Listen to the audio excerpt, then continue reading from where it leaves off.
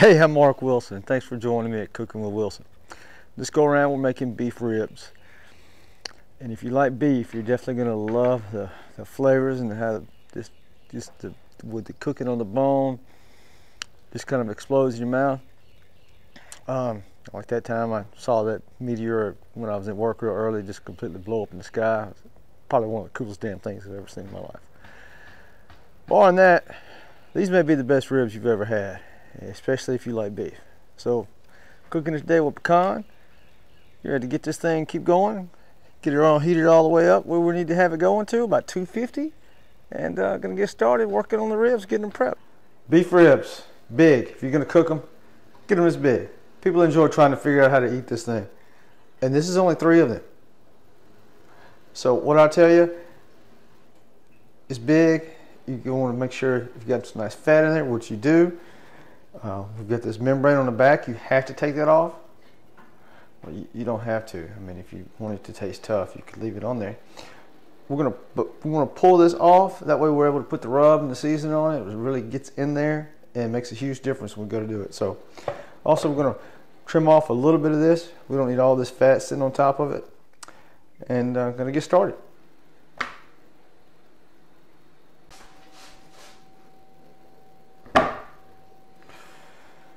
Beef ribs. Now one thing we need to do is trim this off a little bit.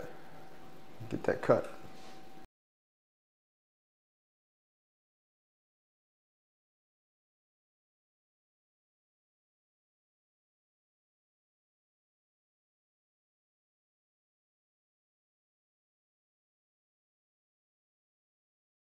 So kind of like a brisket, you could spend hours and hours really just trimming this thing up.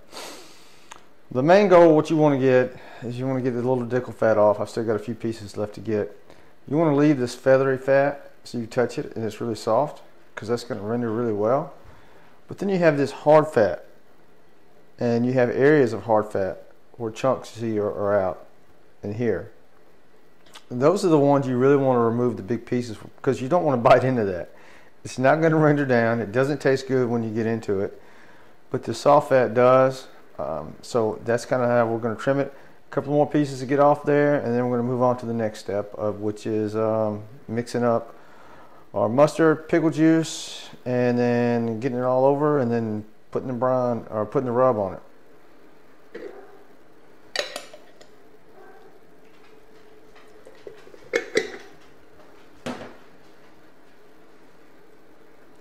Got our pickle juice, spicy pickle juice, our mustard. Gonna mix this up. This is gonna be our binder, and this combination is gonna help our rub stick on there throughout the entire cook. I'm gonna put the binder on here, and don't worry about the mustard. You're not gonna taste it during the cook. After it's done, it just really helps hold on the rub. What you will taste though is a little hint of that pickle juice. Gives it a little extra sweetness, just a tad bit. Pairs really well whenever we're cooking with pecan.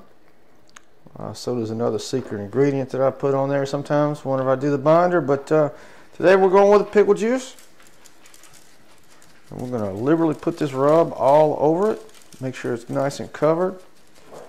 We're going to tap it down and make sure she stays all over those locations. Got to get the edges too. Can't miss those.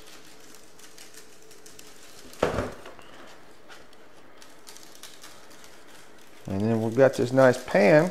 We're going to keep using it, and that is going to be what we're going to put our water in once we get it out there on the smoker, and help keep the humidity high, which will help our cook go a little faster by making the air a little denser. And that's called, my friends, science. We have our ribs in there. We've got our beef tallow that we trimmed up here at the top. We're going to push this all the way back to the back and let that go for about 3 hours. And one of the last things we're going to do before we push this in and close the door, we're going to put a meat thermometer into the thickest part of the meat, not against the bone. We definitely don't want to be having that meat thermometer up against the bone, because that'll increase the temperature. And we're going to set the meat thermometer for 200. And one of the last things we're going to do is after we close this is set our temperature or set our timer to 3 hours. And after 3 hours, we're going to start spraying this with our mixture that's also of apple cider vinegar, hard apple cider, and some Worcestershire sauce to keep it all nice and moist. And there she goes.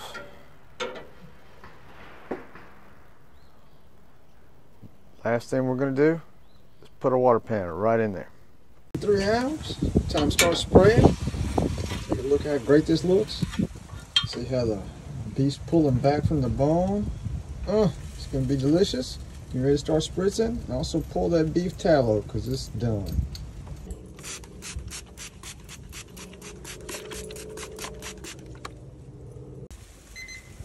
It's at 200 degrees, so now it's time to pull it and move on to the next step. Well, as sometimes occurs, we had a casualty. Rib slid out, but that's okay. We're going to wrap this thing up. I'm using butcher paper. If you've got an aluminum foil that's big enough for this, I suggest you go with that because it's not like you're adding any more smoke into it. There's always the cost-wise. And if you have unwaxed parchment paper, you could use that as well. Definitely don't want to use the waxed kind.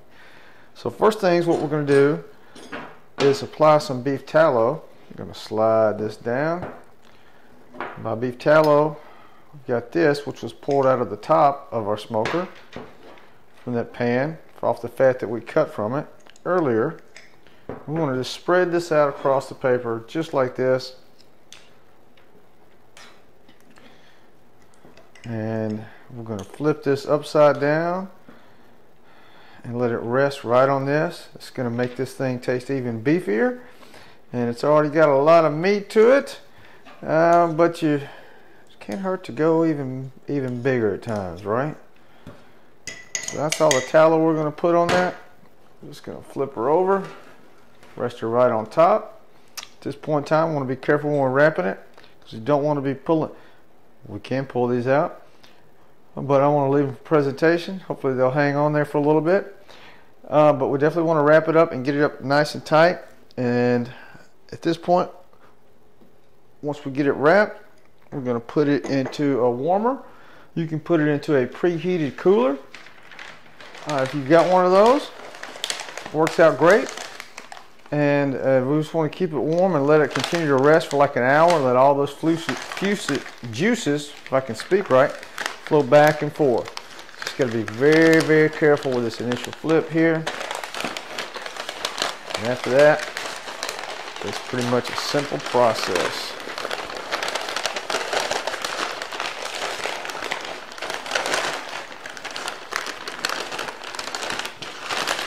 I'm going to let this rest upside down. I'm going to cinch up these edges and put it in the warmer and see you in about an hour. Ooh. Been an hour, they've rested, allows all those juices to flow in between, allows it to continue to cook as well. No different, we pulled it off at 200, temperature's going to continue to rise, so it's going to continue to cook internally, especially because of the bone inside of it. The temperature's going to rise even more. And this is generally what you see, a bunch of grease, a bunch of fat melted and rendering, and it's not uncommon to lose another bone. So this is what we have. Let's see if we can get this thing slid across like this. You can see it, just squeeze it. Give me a minute to put this away. Smells fantastic. See how soft it is. You just push on it. It's rendered that fat. Basically going to have a great mouth feel. It's going to taste amazing. Just can't wait to dig into this. Well, look, don't take my word for it. The recipe is in the description below. If you have any questions, you can hit me up at CookinwithWilson. That's without the G because I'm kind of country like that. And that's on Instagram, Facebook, YouTube. I'm sure I'm forgetting something. It's in the description below as well. And hey, if you want this recipe and other recipes, This one's in the description. There's countless other recipes in volume 3 of the cookbook that's going to come out at some point in time. All the proceeds I receive from the cookbooks go directly to charity. This time around, support smiletrain.org. Go directly to the site. You can click on the link below, or know that the proceeds from the cookbook, if you purchase it, will go directly to smiletrain.org. It's a great foundation. It helps put smiles on kids' faces. The whole world needs more kids smiling all the time.